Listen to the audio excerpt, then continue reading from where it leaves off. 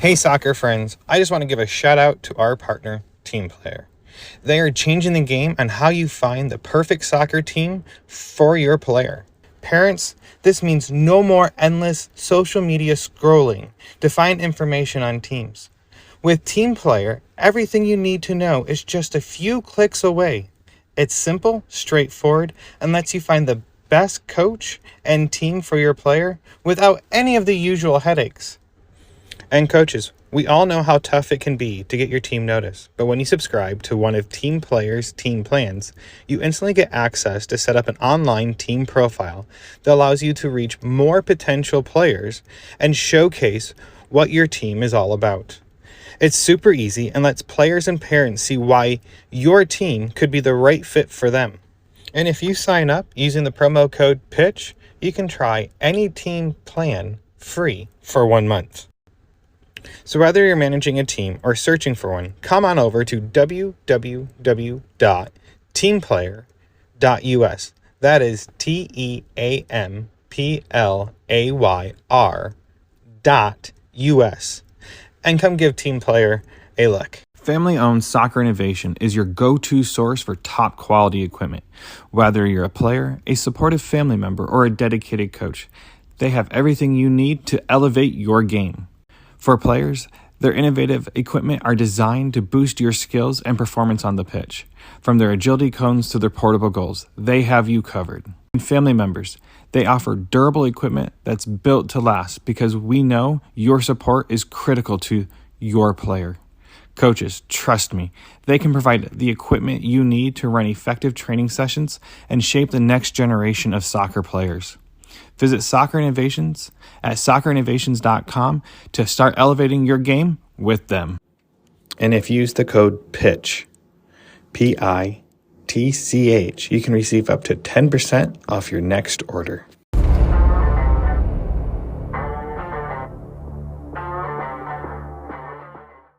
Hey, this is Ian Babcock, your host of Chat by the Pitch. This week, I had Laura Stark of Stark Strong Performance.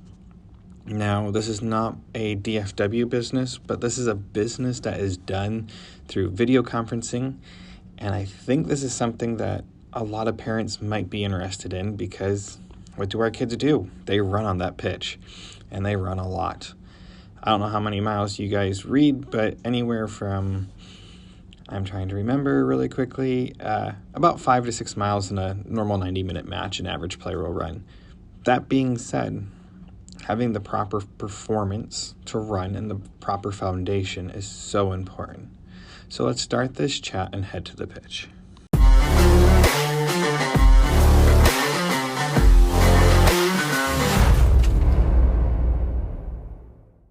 I am Laura Stark.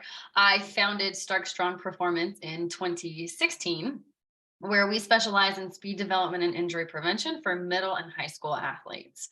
So we help them get faster, prevent injury, jump higher, just perform overall better on their respective field or court. Awesome.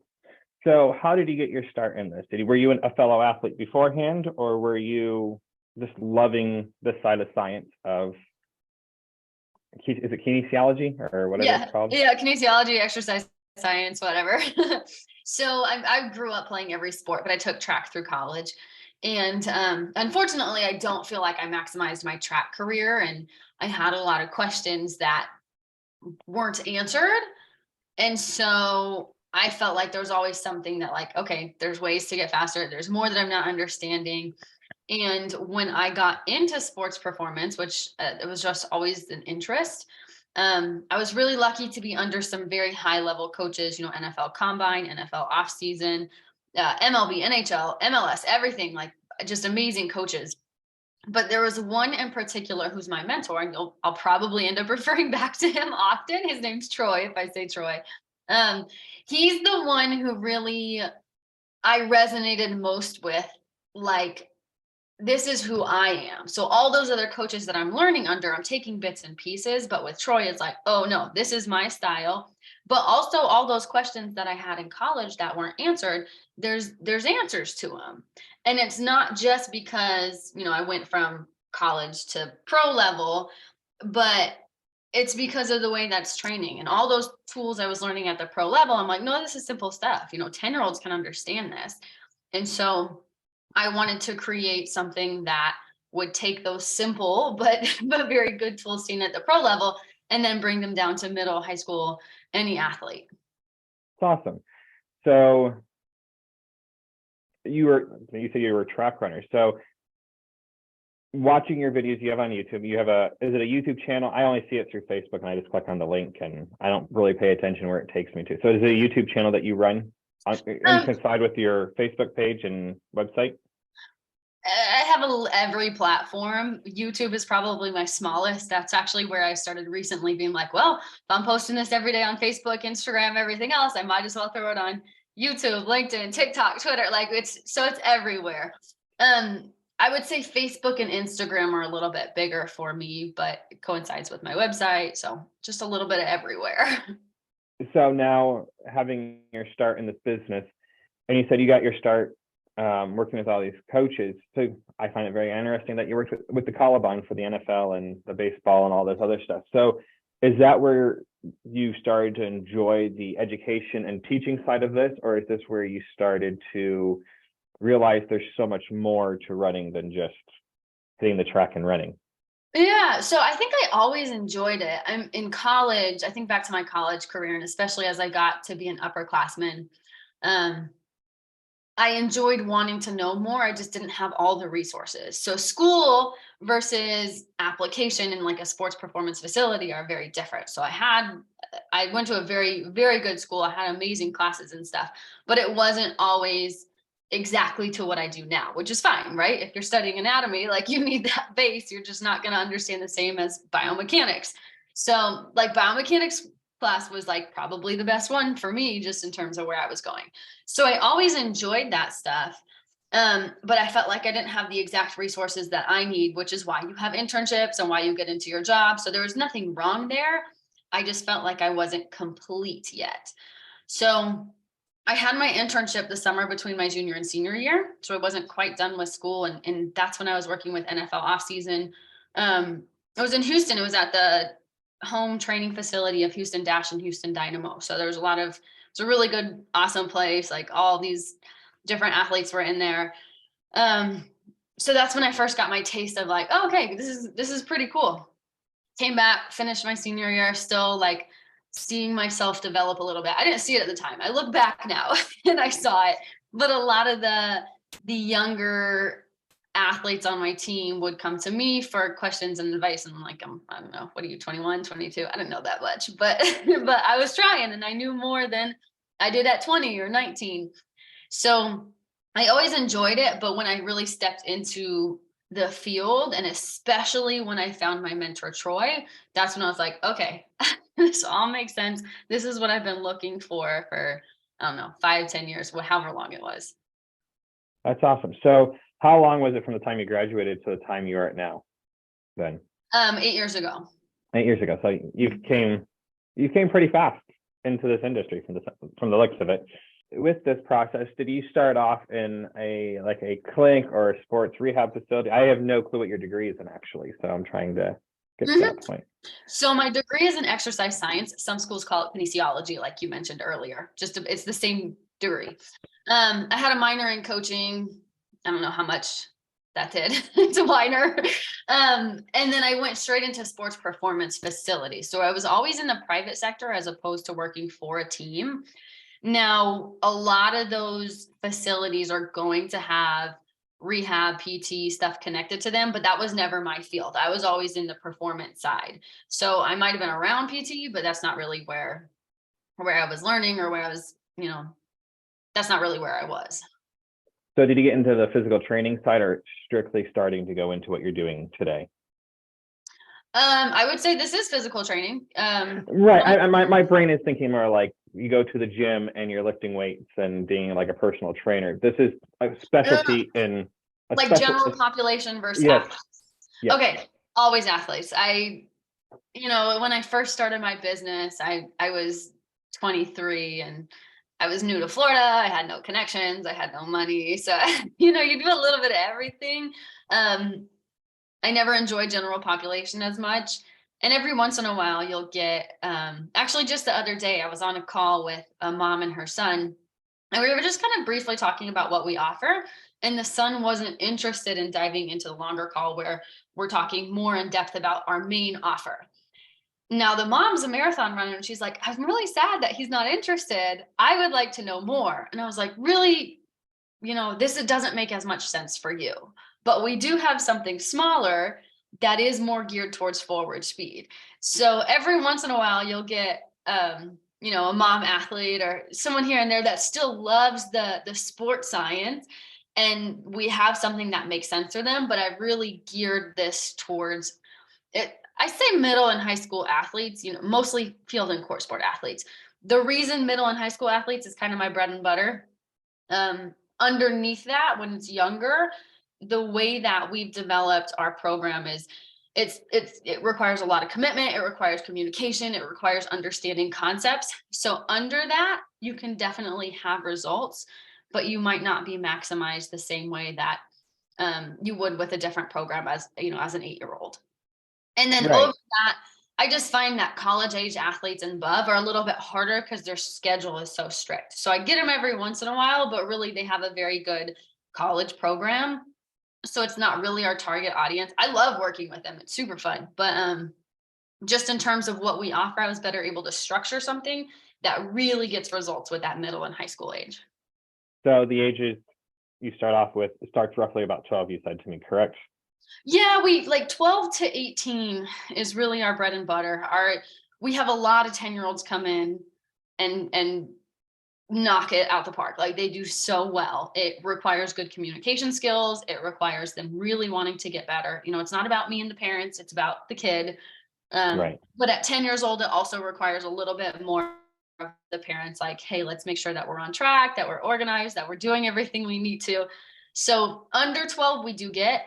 When it comes to 8 or 9, there's a little bit more of a conversation to be had about where exactly are they and is this the right fit for you? Now, how many weeks course do you have then? Typically, the main thing that we do is a 12-week course. 12-week course. And now is it something they can go back? Let's say they're struggling with something. Can they go back and have access to the 12-week course? And once they, I guess, buy into the program, and do they have access to the 12 weeks forever, or is it constantly improving and changing? So the 12 weeks might change this from this 6 months to the next 6 months, or maybe the next year. The progression's changing because science is always changing. So do you guys are always improving what you're doing, and do they have access to it once they jump into the program? Yeah, not so much a black and white answer here. There's a little bit of gray area. Now, just in terms of the forever access, once you're out of the 12 weeks, technically you don't have access to us or the program itself, because that's what you're inside of this entire course. So you're out of the course, you don't have access to all of that.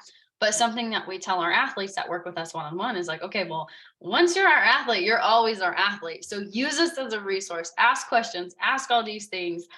And then something we did to combat that, because one of my, I think problems is a big word to use, but one of my things that I had while working in person was like, you're so limited with time. And so they come and they train with you for an hour and they get better and then they go on. But there was a lot lacking in terms of education, and then also in terms of how they're able to continue working beyond their time with us. So something that I really wanted to change in this 12-week course was, what are they doing when they're outside of these 12 weeks with us? Because it's not enough just to put in 12 weeks. They're going to get better. It's everybody who comes in and does the work, they get better. But what are they doing beyond their time? So we created something called the 13 routine, which essentially you're working with us for 12 weeks. What are you doing week 13 and beyond? So throughout the 12 weeks, we're working together to help them gather the information, the content that they need, not just from us, but from any other coaches, so that they have an understanding of, if I don't have a coach holding my hand, how am I able to continue working to get better? How can I analyze what I need to focus on and what's going to help me get to those goals? So they don't come out a certified strength and conditioning specialist, of course, but they are coming out better able to critically look at what's going on as opposed to in person. I felt like I was just planning and we would run the session and like, it was great. And then we move on, but there wasn't as much tangible things to take away with them. So do you guys give out literature? I know you're always updating your social medias that you have. Do you give it literature for them that's specific to the athlete then as they're going through the program so they can keep, or is it notes that they have to be taking because this is part of the growing and education process for the athlete that they have to take on the accountability themselves? Both. So there is specific literature that is sports science, right? This is, everyone needs to know this stuff. Even simple things like we need to be speaking the same language. So day one, before they hit day one, they have homework, they have education, they have entry testing. But if I say hip lift and thigh pop and dorsiflex, you need to understand what I'm talking about, because those might not be words that you use in other places. I'm not saying I'm right or someone's wrong. It's just, these are the words we use. You got to be speaking the same language as us. So there is literature, and then just understanding our 4 pillars of running, hip projection, shin angles, all these things that we're going to talk about. That's important in the general concept. Now, when it comes to the individualization, that's where it's okay, continue taking notes, continue updating your 13 routine, continue figuring out, because what you need to work on is unique to you. So let's say, for example, you're sprinting and your shin angles are bad, you have poor hip projection, and your foot placement's in the wrong spot. Those are things specific to you. So now you need to understand, okay, what am I talking about? What does that mean? My hip projection, my shin angles, and my foot, like, what does that mean? Why is it wrong? What would be right?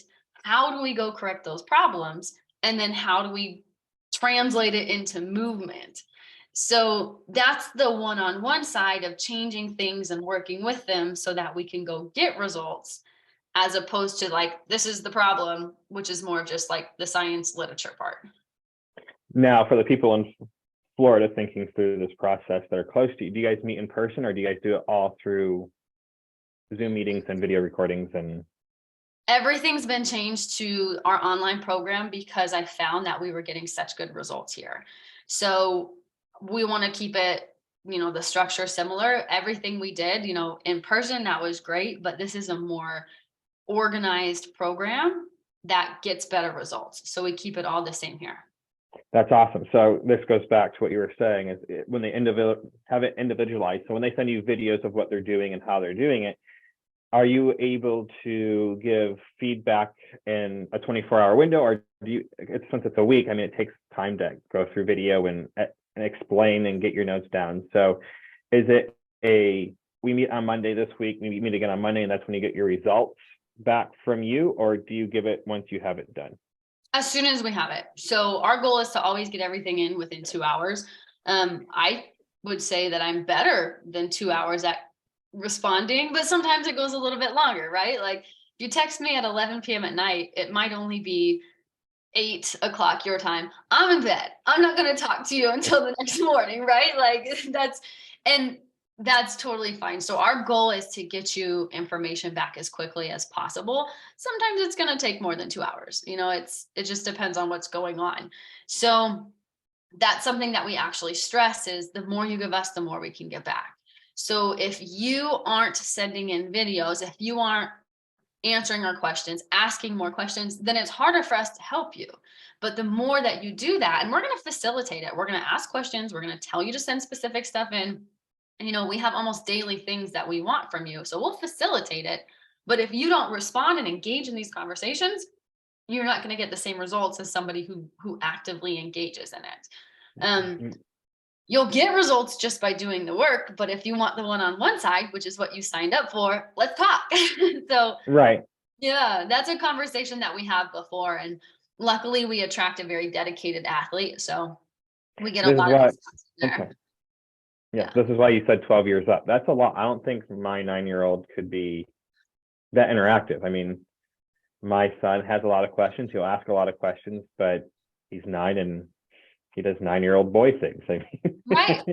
Right. And that's okay, which is why we're not always the best fit for 9-year-olds. And to be honest, we're not the best fit for every 15, 16-year-old either. It comes back to who's looking for that depth. And quite frankly, we actually throw our athletes in the fire. We're always going to guide them to the answer. But instead of you sending in a video and I say, okay, like I said earlier, okay, your hip projection, your sit angles, like if I tell you, you're not really going to learn. But if I push you and I guide you to go find the answers that I would have told you, you're going to learn it better. You're going to understand it better. So again, it takes that commitment of the athlete. And it's hard, honestly, because I think society and school and these kids, they want to be right. And in school, you're technically punished when you're wrong, right? Instead of an A, you got a B. Like I'm not saying it's right or wrong, but again, that's what they're used to. And so they feel like they need to get right answers. And so something that we work against is like, I don't care. Like I love wrong answers because it shows me you're trying. I didn't learn this stuff until I was out of college. I don't expect you to know it now. But we're going to go find the answer together. I'm going to tell you where to look if you can't get it. And eventually I'll just tell you like if you need to. So we're going to get you the right answer from what's in my head. But let's see where your head's at first and let me help you do that on your own without me. So when you're going through the 13 weeks program and you're communicating as you need from the athlete and building upon it every week, do you see, I call it the zigzag line for growth? Every athlete will over their career will have, I like the one I saw recently had loopy loops in it. Like that's athletes' performance. Do you guys see a quick improvement, plateau, quick improvement with this type of stuff? Or is it a gradual, or is it every athlete is unique and that slope might change throughout the process, those 13 weeks? Right. It could change, but typically because we're so actionable right away, it's typically everyone's numbers are going up evenly throughout the 12 weeks. Might not be even. They might have a bigger improvement in 4 weeks than in 8 weeks, but it's always improving. The reason is just because of how we focus on what we focus on. So if I had them for a year, I would actually expect numbers to go up and down. Like years are different because you're going through the course of a season. So I think conditioning's, we don't do a lot of conditioning. That's not really our goal. But conditioning is kind of the easiest example for me to use. Preseason, you work really hard, you get super fit, and you come into, let's say August, the first month of the season, you're so fit. Now you need to go focus on some more technical stuff, right? If you're a soccer player, now we need to focus more on the soccer skills, on the game strategy, on all these things. Your fitness is going to decrease a little bit. And throughout the course of the season, as you focus on other things, fitness decreases. That's okay. That's totally normal. So there would be some more like up and downs. Obviously we're looking for, is everything continuing to go up? But in terms of the 12 weeks, typically they're just not typically, actually every time I'm looking, I have the stats, we have the testing to show it. They're always going up. Sometimes, acceleration might go up more than change of direction. Sometimes change of direction might go up more than acceleration. So it's just a matter of like, okay, let's look at these testing numbers and tell me what you see. Is your acceleration better than your top end speed? The improvement wise is right. What are we finding from this? But I would say it's a little too short to have a plateau. Even 6 months might show us more of a little bit of like, okay, plateau, breakthrough. Gotcha. So you go through this change. So I'm assuming everything builds week upon week. Yes. For improvement. So is like the first week might be, I'm just going to throw an idea out there because I have no clue. And I don't need to give me your special sauce on how you do all this. Is first fixing form, then working on, because in order to improve, you have to fix the form, then you work on speed and agility, or do you guys work through a conscious process of building this program, or does it change depending on the athlete then, or what they do? Yeah. They are. It's going to change depending on who they are. I would say a very normal progression, which we kind of start with normal progressions, and then the one-on-one side comes in with like, okay, how do we need to meet you where you're at best right now? So in terms of a normal progression, doing something for 1 week is really not enough to get some change. So we're going to start with, the first week, like it's going to be a phase. So it might be 4 weeks. And then we're going to add some progressions onto it for the next 4 weeks and add some progressions onto it. And we don't have just one program. So let's say that you are with us for 6 weeks or 6 months. Now, what would be different there is maybe in the first 12 weeks, we were really focused on understanding form, on correcting it, on moving efficiently. Now, once you're moving efficiently, it's time to add some power, some explosion, a little bit of like more oomph to your movement. Again, it's not always that black and white. It can have some gray area. I'm still using explosion in the first 3 months. I'm still using form in the second 3 months. So there's a mixture of everything. Depends on where the athlete's at and what they need to focus on. But our philosophy is always movement efficiency first, and then having the different like explosion and results there in terms of strength and power and outputs in that way. Now, again, if our population was college pro, that might change. They still need to touch on the form stuff. They still need to be moving efficiently, but they might be better movers than who we work with. And to be honest, like I've had a little bit of everything. I have some kids come in who are just like, oof, like we can do anything and you're going to get better just because you need to do anything. And then I've had some athletes, I would say the most notable one, he was actually just, I think he was 16 at the time when he came in, and he was just getting ready to go overseas to Germany to start like getting into the system and playing over there for the year. And we saw him move one time and I was like, okay, well, he's way better than I am. He can't do this. We need to make him do something else because he's good at this. So what can we do to still educate, work on form? But he really needs explosion and power. And then as a soccer athlete, he needs that chaos of any field and court sport. So there's the unpredictability, the shoving, the pushing, the extra things that someone who can't run straight doesn't need to focus on yet. Right. So you said you had multiple programs. So what type of programs do you have? Your 12-week program? Do you have a series of programs for a year then? Or longer? Yeah. So typically like 12 weeks is what we do. So whether it's, like that first one where we're really building a base, or another one where we're adding explosion onto it, or kind of what I just touched on there, we have a chaos program, which is for super advanced athletes. Like, okay, how do we add chaos and make it more realistic to your sport? So it just depends on where the athlete's at, but typically it's 12 weeks. We can make any adjustments within those 12 weeks that the athlete needs. That's very cool, because as a parent that has a young athlete, like my big concern with my son is, if you look at him, you look at his legs, you would think that we take him out back and hit him with a stick in his legs every day. I mean, he's a soccer player and he's bruised, he gets stepped on, he gets knocked down, he gets kicked. And I mean, it's the trend. If you see all the social media, it's like, my kid's a soccer player, tell me how. It's like, you just take a picture of their legs and they're all bruised. Right. And my big concern, even though he's only 9, is an ACL, or is it a meniscus tear in his knee. And it's like, I know how hard it is talking to other athletes, pro athletes, college athletes, to come back from that psychologically, not just physically. Oh. And this leads to my question. In those 12 weeks, do you build up give them tools to work on strengthening the knee joint, the knees, the hips, the ankle muscles, so these injuries, like you said earlier, you guys work on prevention, so it happen less, or to teach them how to stretch differently so it works on helping them be more limber or quick, because when you add that muscle and that explosion, greater chance for an injury. So yeah. So that is definitely something that we do. And no matter what our athletes' goals, our goal is always going to be injury prevention. So if you come to me and you say, I just want to get faster, I'll be like, okay, cool. Now I need you to be healthy. It doesn't matter how fast you are, how good you are at your sport, or whatever. I need you to be healthy first. Now, the cool thing is, and most people don't know this, is when you train injury prevention, you're really killing 2 birds with 1 stone.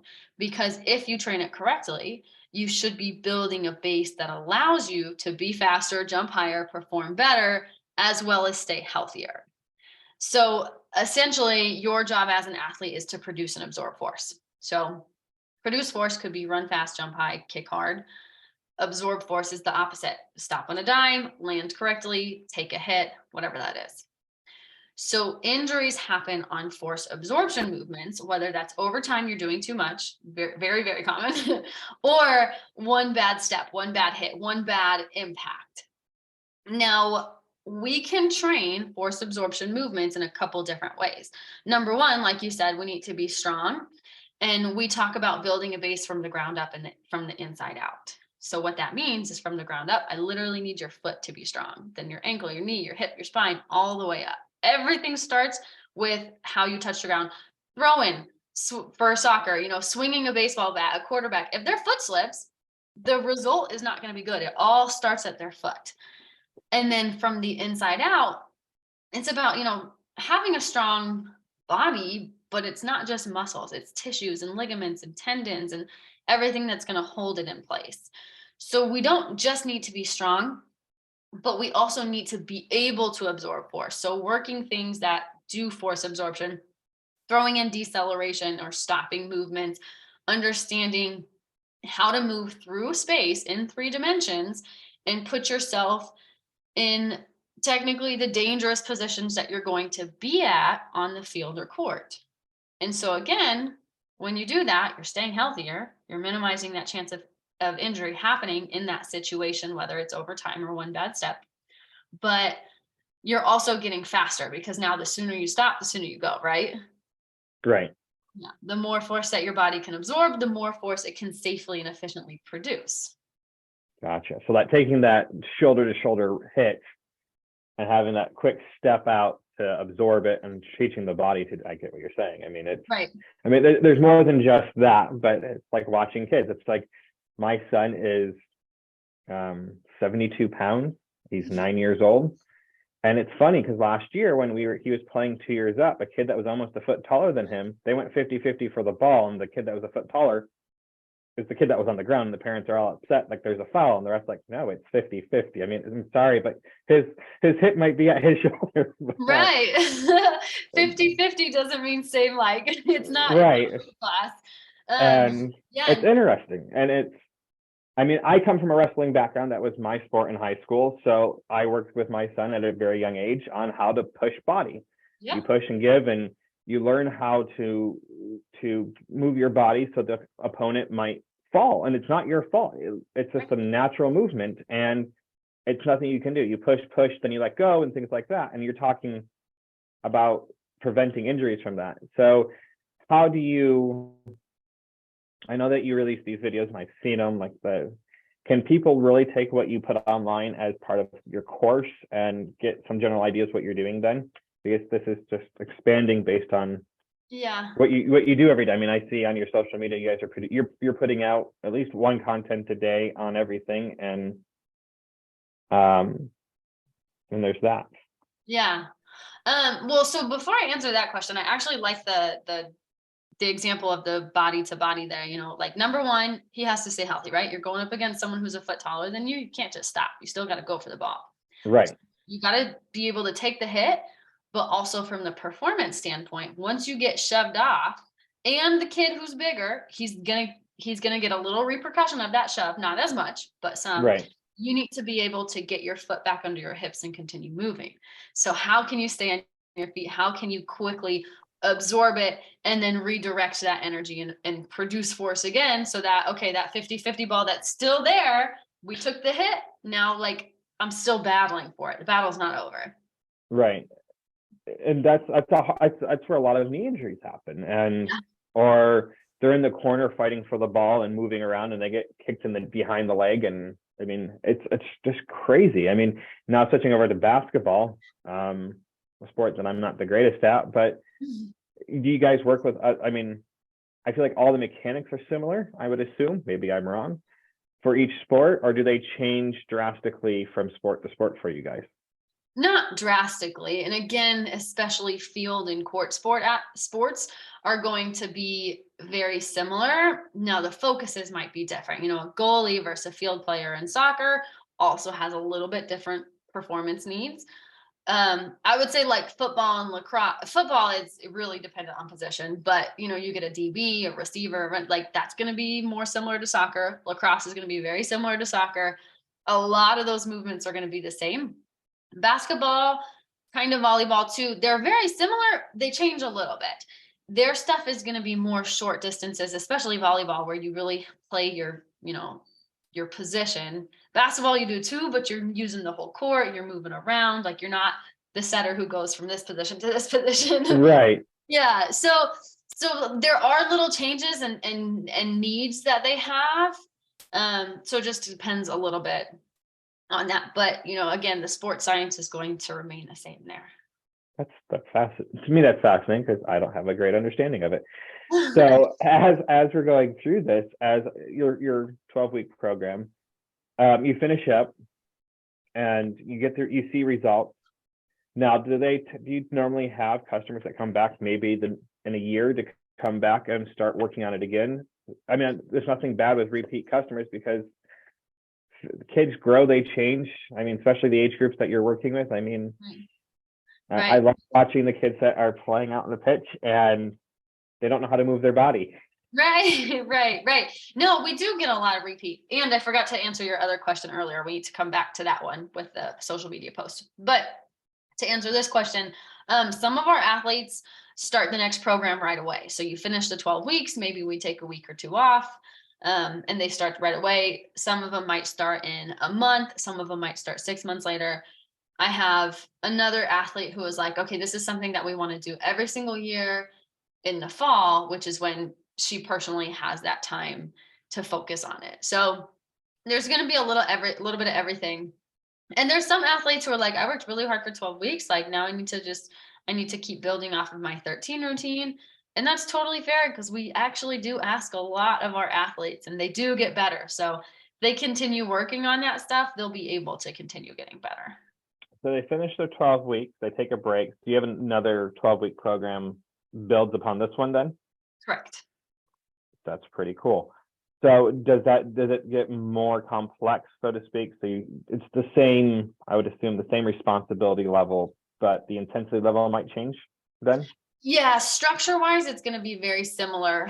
And it's not always black and white. So where your 9-year-old soccer son might be different than the 18-year-old goalkeeper because their performance needs are a little bit different. So typically speaking, let's say you start with like our main program. Yes, they would like kind of flow into the next one. Now, as you're flowing into these programs, let's say they add, do you guys have like is it part, how do I phrase this? Do you guys give like a weight, like a workout routine for them to hit the weight room, or is this on top of that then? Well, there's going to be strength and stability built in throughout the program. We try to keep it very simple in terms of like equipment needed and access to different places. So it's simple, but there's always wiggle room to allow more or to help them a little bit more on the weight room side of things. Again, your 9-year-old son versus the 18-year-old goalkeeper for college, we might have a little bit of different goals. So it's all built in and it's not quite the black and white answer there again. That's why I'm asking. So I'm thinking like as you get moved to like 16, 17-year-old kids that need to have the weight room time to build the muscle mass, they need to do the roll, whatever it is on the turf, we can call it. And that's why I'm asking, because what do you work with if they had a personal trainer? Would you help work with their personal trainer to incorporate proper weight techniques that would help them through their process here? Because I know that they can deviate in courses, because when you're building muscle mass, it's completely different when you're building strength and being agile. Let's put it right. Word. So again, our thing is always movement efficiency. And then from there, it's like, okay, well, can we push the weights a little bit more? Can we push X, Y, and Z? Number one, you need to be moving quickly. If they have other coaches, we've had other, some that have different coaches here and there. And it's like, okay, well, like, we're happy to connect with them. The more that you get your team working together, the more it can play in your favor, because maybe there's things that we need to change and adjust on our end to fit your overall goal, program, schedule, whatever it is, because we're not the only person you're working with. You have a sports team, you have whatever other coaches, like there's a lot going on. And so it's not always just about us. So do you guys, let's say I'll use a soccer player because that's where my area is. would you reach out to if the coach reached out to you and asked like, what are you doing to my athlete? Would you give them I'll call it a 30,000-foot view of what you're trying to do with the athlete to explain like, hey, look, this is what I'm doing for this athlete. This is how I'm trying to help them. Do you have any questions or concerns, or do you leave it solely up to the player to make the communication then? I guess I don't completely understand your question. Like if the athlete came to, or if the coach came to me, I guess it depends on the situation. Again, I'm not totally following. So let's say the coach came to me and wanted to know what I'm doing. Happy to share whatever. I guess I would need to understand more about where their head's at. What are you asking? What are you needing? Now, you as his or her coach, what are your goals for them? What do you see that they need? What do you X, Y, and Z? Yeah, that's the thing. I know that my son has had private coaches, and they've reached out to the coach to find out what they do as a team and what they think they need for the player to improve on. Okay. And that's where I'm going with this. It's trying Okay. to figure out, and you answered the questions perfectly, so thank you. Dealing with that, do you ever do like whole teams at once, or is this just truly an individual, one person at a time type thing? If a group of parents came to you like as a team, so it's like, we want you to come work with our players, do you do it as an individual basis, or do you do it as a whole team? We can have a team as well. It's more complicated. So there's more doors open. With an individual, it's very easy, right? I talk to the athlete, I talk to the parents, we figure out what we want to do. With a team, typically it's more of I'm talking to the coach and I'm helping the coach lead something. Now, let's say all 15 athletes wanted to work one-on-one, we can totally work something out. It depends on what they're looking for. So again, the one-on-one stuff is very unique. It's very involved. It's very hands-on commitment wise. When you're working with a team, sometimes you'll lose a little bit of the one-on-one stuff and the tailoring, but you can meet the team where they're at. It's working with the coach to help them. So when I'm talking to a coach or a club director or an athletic director, like someone who's in charge of multiple people, the conversation can change. Of course, we offer the one-on-one, but it seems like you can tell, this is not for everyone. So when I get a whole team, Right. there's typically going to be like 1 to 5 of them who would actually be a good fit for the one-on-one mentorship, where sometimes just a team training might be better if the coach leads it and we kind of take the avenue of like, here's the team program. You can customize it. I'm going to help you out, figure out like as a coach, but you lose a little bit of the catering from us to each one of the individual athletes on the team. Yes. No, I totally can see that. I mean, you can't cater a program to 24 kids on a roster if you're doing a high school team, or 11v11 where there might be 18 kids on a roster. But going to the coach, now this might be a future planet. Do you guys do like a certification program for a coach to come in and say like, I got certified to Stark Performance and here's my credentials to help your athlete to be better? And it's like, and they have the continuing education process through you guys then? I love that. It's been a conversation and an idea. Nothing official yet, but we just started getting our feet wet with a little bit of that, minus like the official credentials and the CECs and whatever there. So what I found was that I had a lot of, especially soccer coaches, who came to me and wanted to know more about what we taught. And I think it's amazing, but I also recognize that just as I'm not a soccer coach and I don't understand the depth, and I never will understand the depth of these soccer coaches, you're not a speed, agility, strength, conditioning, whatever coach, and you're not going to have my full depth. So, and you're not really looking for that, right? It's another full-time job. Right. So how can I create something that takes the education I know and give them as much as possible without having that other full-time job? And again, they only have so many hours in the day. They have to do soccer skills. They have to do everything. So I just actually this year came up with, it's called Stark Strong EDU. Now, what that is, it's 13 to 16, I forget how many courses.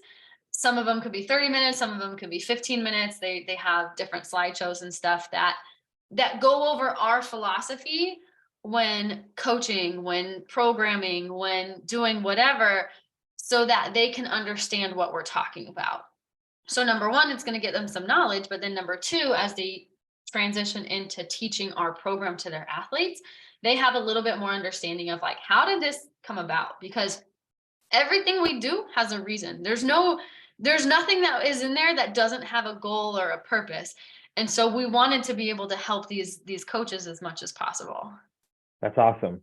I look at it because my son plays club soccer and he's played for, my daughter plays for a small one, my son plays for a large one. And it's very fascinating. And I have connections here that are like one of my friends I talk to on a regular basis. He is a nutritionist, but he also coaches. And so that's his big side of his coaching, is teaching kids how to properly eat. Right. Now, that being said, my whole train of thought is, do you talk about nutrition when you talk about speed and performance? Because at the end of the day, what you eat dictates your speed and performance in my mind. I can only imagine on a micro level how much it changes as you learn about this, the more you dive into it. So do you give recommendations to help with that and things they can eat and on a dietary side of things? We tend to stay in our lane when it comes to the performance side. So, we know what we're good at. We know what we're qualified to teach. I'm not registered as a dietitian or a nutritionist or whatever. So my philosophy is like, okay, well, I'm not stupid, but either are you, right? So there is we're happy to have that conversation, but it's not going to go too deep, just because if you're looking for specific help, then that's where you need to go. You need to find someone who specializes in that. Just like oftentimes people go to soccer coaches trying to get quicker and faster, and they can have drills and they can have whatever. It's typically not going to be as in depth as our program. That's what we do. So I do stay in my lane a little bit more with that. And I think that you can cross a point. If you try to do too much, you can cross some dangerous points. Nutrition, that is really important. I don't want to give any advice that's not good. And then even more importantly, with injuries and stuff, when there's an existing injury, when there's an existing problem, I'm not your person. I am not an athletic trainer. I am not a physical therapist. I am not a doctor. I am not the one who can be telling you what to do and how to take care of it. Now, once you get cleared and once you have certain things, I know how to go back in, and the doctor says you need to strengthen your glute medius and your posterior chain, blah, blah, blah. I can help you with that. But I'm never going to diagnose someone, because number one, it's against the law. But number two, that's just not what I'm good at. I'd rather give you stuff that I'm good at and I know I can do. So you want to take them and build them versus diagnose. Like your diagnosis is, like you said, how your foot hits the ground and your shin position, your hip position, and chin position, shoulders. And right. So as we're going around enough to oftentimes think I know what the problem is, and then they go talk to someone and that's the problem. But I cannot tell you that's the problem. I can tell you, let's cut it. You need to go talk to them, get back to us. And maybe you'll be cleared right away. Maybe you're good to still train, but let's make sure with somebody who can do that. Now with injuries, do you help? You said that once they get cleared, you help rebuild those muscles. Do you have specific programs for families? Like my child tore their ACL, they're having this surgery done to fix it. Do you have programs to help them rebuild the muscles they need to build and the tendons and strengthen them along the way? So it's not just the 12 weeks, but here is a 6-week program or a 3-week program that's very intense to help you learn to readjust what has happened. That's where the gray area comes in. So actually, what they need to do is very similar to what we're doing to teach athletes to prevent it in those 12 weeks. Now, maybe they need to go in and focus on XYZ things a little bit more. Maybe we have them do extra reps. Maybe we have them cut down this part, like there's things that they need to. It depends on where they're at. But oftentimes the same things that we're doing with our normal healthy athletes are the same things that they need to get back out and do. Work on one-step deceleration, bring it into movement, eventually bring it into 3 dimensions. Each one of those is a very next level that seems totally normal. You do this every day, 100 times on the field in 30 minutes, right? But you don't think about it. And so you need to slow it down. You need to train it. And just like I would with a healthy one, the ones coming back from an injury need to do that as well. Are they ready to go 3 dimensions right away? Maybe not, probably not. But how do we get them to that point so that they can get on the field? Because before you're on the field, you need to be able to do these movements. For my sanity, you say 3 dimensions. I'm thinking one thing. It might be something else. So can you explain that really quickly? Yes. So forward is one dimension, right? Sideways, up, down, turning around. So there's different planes of motion, and we need them to work in all three. So track is it's not one dimensional, but it's more like we're just moving forward. It's pretty black and white versus any other field in court sport. You're going to have to stop. You're going to have to turn. You're going to have to go. Your body's in funny positions and in weird angles. And then all of a sudden you get pushed and you have to stop over here. So that's what I mean by 3 dimensions is working through all planes of motion. Perfect. Thank you. Yes. That's what I assumed, but you never know. No, and somebody else has the same question. So thank you for asking. I'm going to hop back. So social media. Yes. Oh, yes. We never covered that. Never came back to that. So Yes. with the social media side, you are always posting at least 1 to 2 videos a day. I swear. And can they take those and actually build upon it, or is it just snippets of your program so people get an idea of what you're trying to do? Those are snippets of our ideas, education, philosophy, programs, whatever. There's not a lot of structure to that. Again, with social media, it's get it out, help people. People do find value in there. I get messages all the time where they're trying out our drills, which I love. There's no structure. There's no organization. It's not a program. You're not getting the one-on-one feedback. So although going through my Instagram or Facebook or whatever might give you more understanding because it's kind of like, it's going to be my thoughts all together. So there's some sort of connection versus like Googling or YouTubing like this and then this and then this and then this and just picking it out everywhere. So there's going to be some structure there, but it's not like a true program. Gotcha. I just ask because I find some of them very fascinating that you've had up, and you have to do this before you learn how to do that. And it's different motions, learning how to do. It's just the social media. So as they wrap up your program, Yes. do you have like a conclusion program? Like you have the 13-week, if you call it 13-week, I didn't write it down. 13 routine. 13 routine.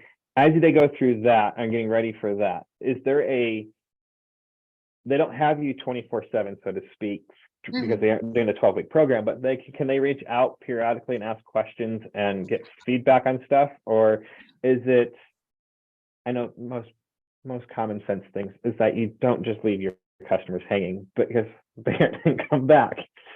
But can they reach out if they have a question and they send you a video? Will you guys give them feedback on it? Or will you ask them to maybe try something else with you guys if that's where they're heading? Both or neither, or what? Well, never neither, but both or. So it just depends on what they're asking. Again, we encourage our people, especially the ones that we work with one-on-one. That's where we give a lot of our time and energy. They're giving us their time and energy, so we want to give them ours in return.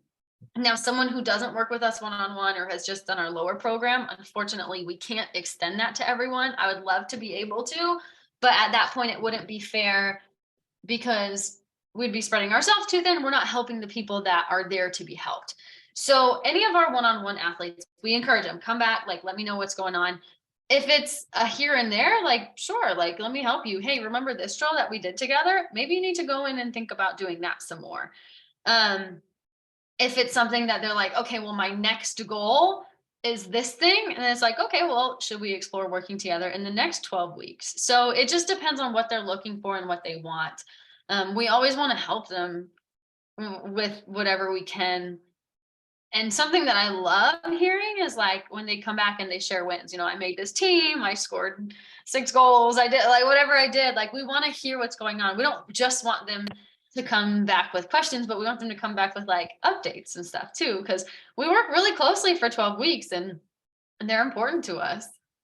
So now you say we, and I'm picking up on this. I'm slow here. How many ever are you within Start Performance? So there are 7 coaches underneath me currently. Each of our athletes is placed with myself plus another coach. So it's me and the other coach. Actually, I was going to say this earlier. One of my coaches is certified as a nutritionist or dietitian or something. And so she's somebody who could have a little bit deeper conversations. I forgot to say that earlier. As a program, I don't advertise that because that's just not what we do. But yes, there are 7 coaches underneath me. So each one of our athletes comes in, they're with myself plus the other coach. That's awesome. So will you just be there in the background giving guidance and little snippets that the other coach might miss, or do you guys work in tandem on, okay, we have this meeting with this athlete this week, and then this is what I think we need to be doing, and the other coach might say, this is what I'm seeing with this athlete, and you guys meet in the middle and give the information, or do you guys both take your own road, so to speak, with the athlete that kind of intertwines or crosses over each other, trying to give them the best results as possible? Mm-hmm. So we're trying to get them the best results possible, and we do a good job of working well together. What I try to do is kind of like, okay, they're the head coach, I'm the assistant coach, because I wear a little bit more hats. I'm leading the team, I'm helping the coaches as well. So we do a good job of working together. We're always talking. I really try and like, okay, like this is your head coach, and I'm here for whatever we need. But we work together. If there's ever any discrepancies, like we can have that conversation. I can't even think of an example to tell you where it's like, okay, well, what do we need to do in this situation? Every once in a while, there's something small. Usually it's more about schedules than, than anything else. That's the only discrepancies I can think of, which is an easy fix. But we can have the conversations alone or with the athlete in terms of like, okay, what's the best next step? Or how do we best fix this? And then something that I think is important is to let my coaches own their style. So just because I would do one thing, it doesn't mean it's the right thing. Maybe it's the right thing for me and that athlete, but maybe what the other coach is doing is the right thing for them and that athlete. Or maybe I have it all wrong and I'm not giving the athlete what they need to hear, even though other 10 athletes needed to hear that same thing, but this athlete needs to hear it a different way and the other coach can come in. So it's kind of nice having a couple styles. And that answers back to my next question is, I am an advocate of both my kids to have multiple voices talking to them and coaching them, because like you said, you may explain it one way and the athlete doesn't need to hear it that way. Right. The other coach may explain it another way. So do you try to line up the coach to the athlete that you're talking to, or is it just a matter of scheduling, or you might have 2 or 3 coaches that might work well with this type of personality, and I'm going to try to get this coach with that one, and I'll try to work with like placing the right coach with the right athlete type thing? Yeah, I find that my coaches they're all unique and different and super special, but they're similar, right? And very rarely would someone not be a good fit for an athlete. Every once in a while, I'll have a better one. There's some people who come in and love the female side because there's not a lot of female coaches, and sometimes they want another female coach. Sometimes there's some boys that might want another male coach too. It doesn't matter that much, kind of depending on where they're at. We'll do our best to line them up, but I don't feel like there's ever been a bad match with anyone, which is nice. I just asked because I thought it was hilarious. One of the coaches recently gave me the example of training kids, and he goes, I might coach this kid and say one thing, and this other coach comes in and says it exactly the same thing and changes one word. Right. And the kid gets it like that, and all of a sudden they're off doing the task at hand. And that's why I asked, because I feel like your connection with the individuals is so important in this, from the sounds of it, because you do spend 12 weeks. It's very broken down, not just more emotionally, because it's a psychological connection. Then you go out and do the physical side of it as the athlete. How do you train your coaches then? Like, do you ask them? I know you aren't just picking anyone that signs up. You probably have an extensive resume, like process of interviewing, having them work out with people and trying them out.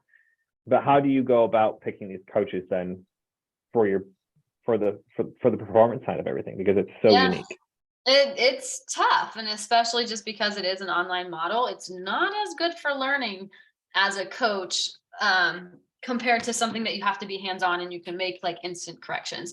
So it's tough. I'm looking for someone with some experience.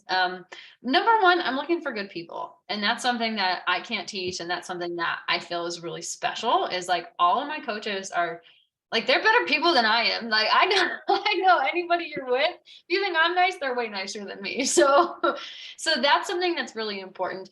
Do they care about the athlete? Are they willing to work for these athletes? Um, and then from like the coaching side, it's, what is their background? What do they know? I can teach them things. And we work really closely to continue there. But I'm looking for a little bit of like, okay, well, I've done X, Y, and Z, and are they coachable? Are they someone easy to talk to? Are they someone I can communicate and work well with as well? Do you give them constant feedback, and do you guys give feedback to each other then on how to improve the program then? Because like I said, this is probably ever changing because science is always changing. I mean, I use computers because that's part of what I do with work. Is every 4 months computers Right. I mean, a lifespan of every 4 months, every 3 months, the lifespan of a computer ages 4 times in a year. So that's how fast technology advances. Do you find that as technology gets better, is your program allowed to improve pretty quickly then? So when you do something next year with you, it might be slightly the same, but it might be drastically different then? I don't think there's going to be drastic changes. I don't think I'm aging quite as fast as your computers. Um, there is always changes. I would say, especially in the first year of switching to this online 12-week change, it's like, oh, we can add this, we can add this, we get like, it just seemed like it was addition after addition after addition, like of just more things that we can do to make it better. We do have these conversations. I am always asking also the parents and the athletes, like, what could have been different? What could have been changed for you? So it's a conversation that we always have. At the end of the day, like I have created a solid program that gets results. So the changes really come from the one-on-one side of things. So Right. once you start going through the steps, now we know what needs to happen and change different, whether that is science changing or whether that is your needs changing. That's like the one-on-one side thing more so, I would say. So everything's very tailored. Once you hit the one-on-one, everything's very tailored to the athlete, specific from your 45-minute phone call that you have with them. So now, as they're going through this and they're getting your coaches and they're wrapping it up, and let's say they're doing their 13th, they are going through the motions, and next year they come back and their goals are identical to the year before. Is that a warning sign to you as going through this, just because you don't see the athlete improving, or do you think that's the mentality that the athlete has because they're not seeing them now? I guess it depends. Like, are their goals still the same in terms of they're continuing to, and performance in general is something that can always be improved on, right? So maybe you're still trying to maximize results, trying to capitalize and, just see your potential. It's not necessarily a red flag. Now, if they've gone backwards in things, and where I would say a bigger issue would be is if I start talking to you again and certain things that you should know, right? What are the 4 pillars of running? What am I talking about? Right. All these things. If you don't know that, why did you forget everything? What have you done? That's more of an issue to me than having those same goals. Because again, like I use the example of preseason conditioning, right? There's times in the season to be coming back in and focusing on skills versus conditioning versus performance versus all these things.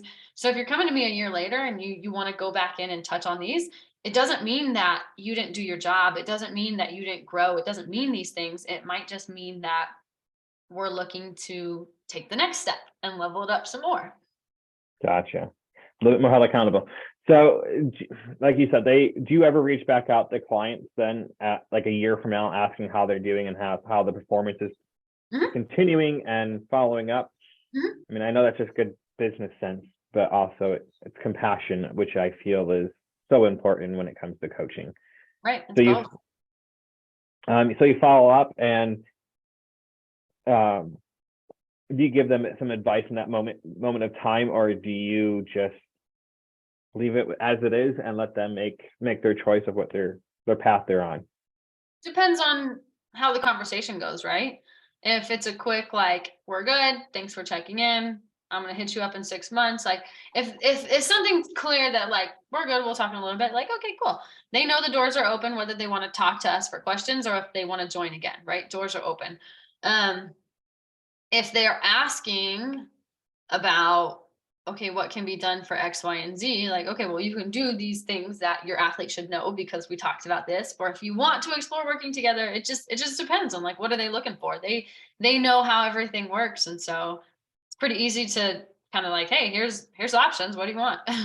Awesome. What advice would you give athletes and parents to help them have their athletes better perform? I know we've talked about what you do in your program, but outside of that, I mean, what advice would you give them to help their athletes perform better? Outside, like how could they better perform? I would say the biggest thing is just like slowing stuff down and understanding movement. So it drives me crazy to see people out there and they set up a million cones and they're going through these like obstacle courses. Like that's not getting them better. So slow things down. Like take a deeper look. Try to go deeper into movement. And again, it's not just what I do with, you know, moving around and moving your body, but even just in terms of soccer skills. So you could say the same thing. There's someone who's just going to work on one stuff and they're going to go really deep into that, as opposed to like, let's touch all of these areas and we're going to see how many everything we can do. And it's like, yeah, quantity, right? Like repetition is important, just like with what we do. We need to get reps in, but it needs to be quality. So go deeper into whatever you're looking at and work on creating habits and creating quality moves that translate ultimately to the game. So that at the end of the day, they're getting closer to their end goal, whether it's earn a starting spot, make the next level team, get a college scholarship, whatever that end goal is. Love it. So I always follow up. This is my last question for you. As an athlete and as a coach now, what have been your two greatest and like what has been your greatest influence for both aspects? As an athlete, because you said you did track, and now as a coach, what is your greatest influence for each one? Greatest influence, meaning, tell me what you mean. Like a mentor, parents, family, whoever it may have been, to help you get to where you are as an athlete and help you to get to where you are today with Stark Performance. Okay, so hands down, like Troy, I told you my my mentor, he's just been really, really amazing in terms of giving me the tools that I felt like I was always looking for, but I never knew what to ask. I never knew what direction to go. So Troy really got me, like pushed me like, this is where you belong. Now go down that path. I really took a lot from him and have created it more. In terms of an athlete, I don't think that there was any one driving force that absolutely like changed everything. I think it's just the ability to always be immersed in whatever I could do. I never got the chances to play club and play at higher levels. I just didn't have those opportunities as a kid. I would have loved to, but the fact that I got to do a little bit of everything and I just got to have this special drive, and sometimes there were families or groups that took me in when, you know, maybe I couldn't afford to play club volleyball, but they saw my potential and they'd bring me on for tournaments and stuff. So that there's certain things that I think back of and like, okay, well, people saw the drive that I had and how much I wanted it, that's special. And I want to be able to help those athletes too, that were the little ones who want it more than anybody, but can't necessarily be in the position to do it.